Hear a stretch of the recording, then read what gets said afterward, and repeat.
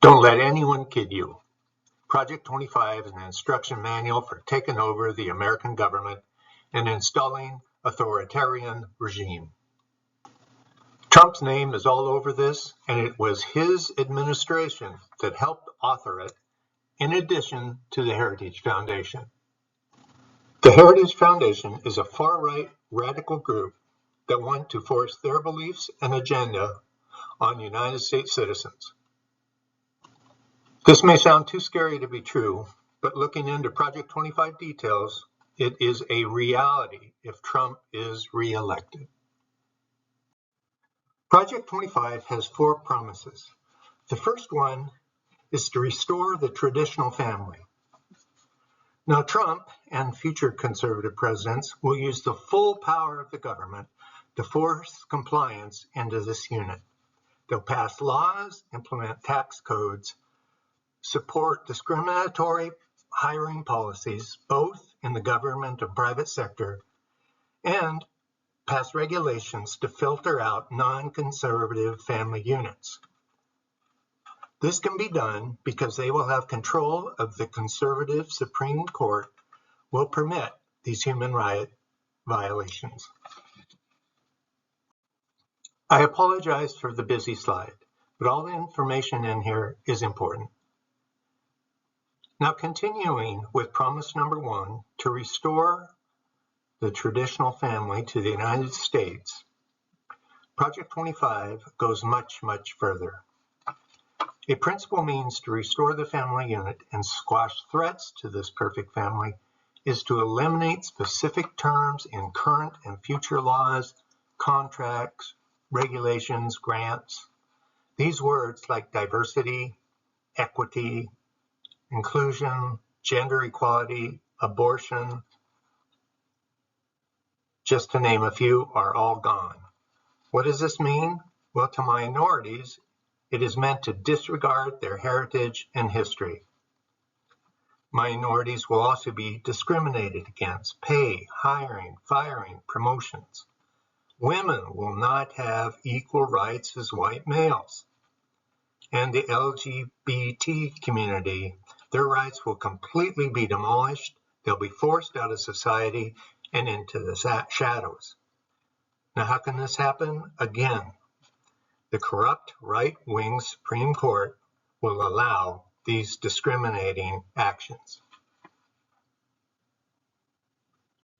Continuing on with promise number 1, within the pages of Project 25 are additional actions. Public schools or any schools receiving government funds will be forbidden to teach the histories of different cultures, and any discussion of gender will be squelched. We'll see book banning like we've never seen before. Reassignment surgery to allow children to be the gender of their choice will be classified as child abuse. Parents and physicians will be prosecuted that allows this life-changing and saving surgery. Overturning Roe versus Wade is to be celebrated. I don't know if they'll go so far as to make it a holiday, but it is definitely something they are celebrating. Now, don't let the Republican candidates that are up for election fool you. They want an all-encompassing national abortion ban. Promise number 2 is to dismantle the federal government and eliminate any organizations that are a threat to their conservative beliefs. Specifically and immediately, they will target the EPA and all environmental regulations. Clean air, clean water, we can forget about that. Also, any personnel within the ranks and organizations that have liberal ideas will be terminated. Liberals and the Democratic Party will be shell party with no voice, no power to stop what's going on.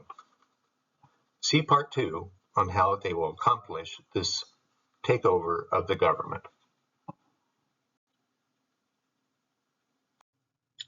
Promise number 3 is to take back the authority to govern ourselves. We will get out of any organization or commitments that take away our sovereignty. These are just a few below. NATO is a special case, and we'll discuss that more later. This takes the United States to a position of isolationism. We should remember in the years before our entry into World War II, the United States took an isolation posture. Hitler and Japan were allowed to take over countries at will. Isolationism will destroy our economy and cause worldwide conflicts. Very dangerous position to take. The last promise, promise number 4, gives us the right to enjoy our freedoms. Those freedoms and beliefs are restricted to what liberty means to the conservative authoritarian government. This promise is for complete control of our lives. Leaders in the government, at their discretion, will be allowed to pass laws and regulations to dictate our fundamental rights. At risk are interracial marriages. I wonder if Vice President candidate J.D. Vance knows this, or even one of our justices, Clarence Thomas. They want to eliminate all unnatural methods of birth control. Pregnancy tests would be only allowed to be performed by doctors, and positive results of those pregnant would be tracked in a database to ensure compliance to anti-abortion laws.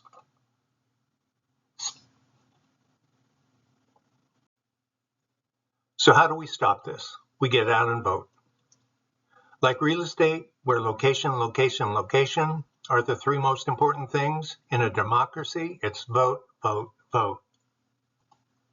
It's a given we must win and keep the presidency. But number 2 is the Senate is so important over the next 4 to 8 years. There's going to be 2 or 3 Supreme Court justices retire. A Democratic Senate majority can appoint justices that follow the law and negate the conservative, corrupt justices that'll be in the existing court. If Republicans win the Senate, the conservative court will remain conservative well into the 2050s. Really dangerous for our country. Also, winning back the House of the Representatives will allow the Democrats to really give their full attention for policies for the American people. Again, get out and vote.